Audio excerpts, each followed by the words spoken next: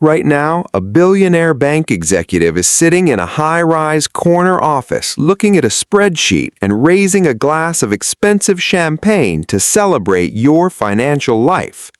They are celebrating because you just made your monthly credit card payment. They do not want you to click on this video. They do not want you to listen to a single word I'm about to say. In fact, if they could pay to have this video scrubbed from the internet entirely, they would do it in a heartbeat. Why? Because over the next 10 minutes, I'm going to tear down the curtain and show you the exact psychological traps, hidden mathematical algorithms, and predatory frameworks they use to legally steal your wealth every single day. More importantly, I'm going to give you the exact blueprint to flip the script, turn the tables, and force those exact same multi-billion-dollar banks to fund your next luxury vacation entirely on their dime. If you are tired of feeling like you are constantly running on a financial hamster wheel, working 40 hours a week just to watch your bank account evaporate, stop scrolling, put down everything else you are doing, and pay close attention. The game is rigged, but once you know the rules, you can start winning it. Welcome back to the channel. Let's get straight to the point. Credit cards are easily the most misunderstood, weaponized, and polarizing tool in the entire modern financial ecosystem. If you open up your phone and look across social media right now, you will see two completely opposing sides yelling at you about what to do with your money. On one side, you have the traditional financial gurus, the old-school authors and radio hosts who treat credit cards like radioactive waste. They tell you that cards are evil instruments of debt destruction. They scream at you to take your plastic, chop it up with scissors, freeze it in a block of ice, and live a life completely detached from the credit system. On the completely opposite side, you have the flashy luxury lifestyle creators, the travel hackers, and the 20-something fintech influencers showing off sleek black metal cards, lounging in exclusive airport VIP lounges, and telling you that credit cards are a magical cheat code to free flights, five-star hotels, and an effortless life of luxury. They make it look like free money. But here is the brutal truth that neither of these sides wants to admit to you. Both of them are lying to you. They are giving you incomplete, biased information that keeps you blind to how the system actually operates under the hood. Credit cards are neither a guaranteed ticket to financial ruin nor a magical fountain of free wealth. They are highly calculated financial products designed by the sharpest minds on Wall Street to extract maximum economic value from the average consumer. To navigate this landscape without getting destroyed, you have to look past the marketing hype and the fear-mongering and understand the cold, hard, mathematical reality of the system. To beat the credit card companies at their own game, you have to stop thinking like a consumer and start thinking like a business owner. You have to understand their actual corporate business model. Credit card companies do not look at you as a human being, they look at you as a data point and a revenue stream. Inside their corporate headquarters, banks divide the entire world of cardholders into two very distinct, highly monitored groups. Group number one is what the industry refers to as the convenience users. Group number two is a group they call the revolvers. If you want to survive in modern society, you need to know exactly which group you belong to before you swipe your card ever again. Convenience users are individuals who use their credit cards as a simple transactional tool. They buy their groceries, pay for their gas, earn their points, and then at the end of every single month, they pay off their balance down to exactly $0. The banks make a small amount of money off these users through merchant fees, but they actually hate them because convenience users cost the bank money in rewards and customer service without generating massive profits. The revolvers, however, are an entirely different story. The revolvers are the people who do not pay their bill in full. They carry a balance over from month to month, allowing the bank to trigger interest charges. The revolvers are the bank's absolute favorite human beings on earth. They worship them. They build entire marketing campaigns to find them.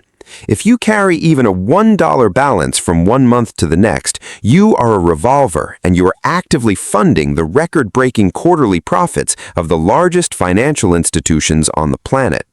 Let's look directly inside the mechanics of the revolver trap to understand how devastating it really is. When you fail to pay off your credit card statement balance in full, you aren't just delaying a payment, you're stepping into a financial black hole. The moment that balance rolls over, the bank triggers an annual percentage rate, or APR, that routinely averages between 20 and 28%. To put that into perspective, the greatest investors in human history, like Warren Buffett, have spent their entire lifetimes aiming for an average return of 20% a year in the stock market. When you carry a credit card balance, you are paying that legendary elite-level return directly to the bank. You are essentially running a reverse hedge fund, where you are the guaranteed loser. If you buy a $200 pair of shoes or a $50 dinner and you let that cost sit on your card under a 24% interest rate, you are no longer paying $50 or $200. You are paying a compounding premium every single week. The true cost of your lifestyle spikes dramatically, and before you even realize what has happened, you are paying hundreds of dollars a year just for the permission to hold on to debt you accumulated months or years ago. You are trapped in a system designed to keep you paying for the past instead of building your future. This brings us to the fifth section, which is the absolute peak of the bank's psychological warfare, the weaponization of the minimum payment. This is where the trap becomes pure architectural genius. Banks understand human psychology incredibly well. They know that if you log into your account and see a total balance of $5,000 and they demand that you pay that full $5,000 immediately, you might panic. You might cut back on your spending, stop using the card, or realize you're in over your head. So, to keep you calm, compliant, and continuously spending, they don't demand all their money back at once. Instead, they place a tiny, comforting, bright green number right at the top of your digital statement called the minimum payment due. This number is usually a microscopic fraction of what you actually owe, typically just 1 or 2% of your total balance, or a flat fee of $35. They purposefully frame this number to make it look like a victory.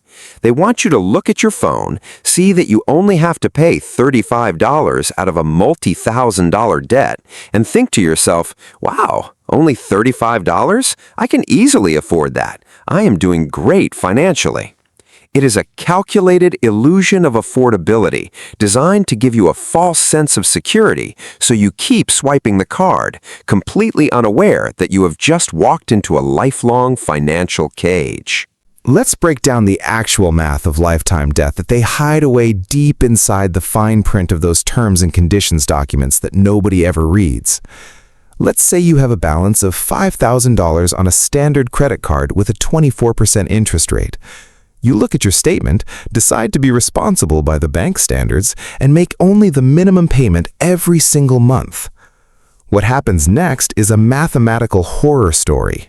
Because your minimum payment barely covers the interest that accumulates every 30 days, the actual principal amount of your debt decreases at an agonizingly slow pace. In this exact scenario, it will take you over 22 years to completely wipe out that initial $5,000 balance. Let that sink in for a moment.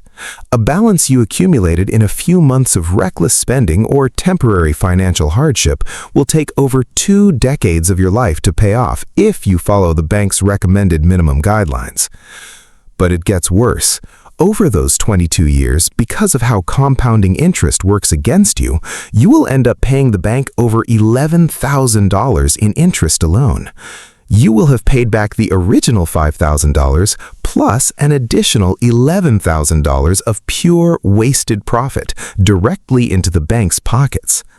You have effectively turned yourself into a permanent, lifelong stream of passive income for a corporate entity that does not care about your future. So how do you fight back? How do you win a game that has been completely systematically engineered from the ground up to ensure that you lose? The answer is simple, but it requires absolute discipline. You have to become a financial ghost to the credit card company.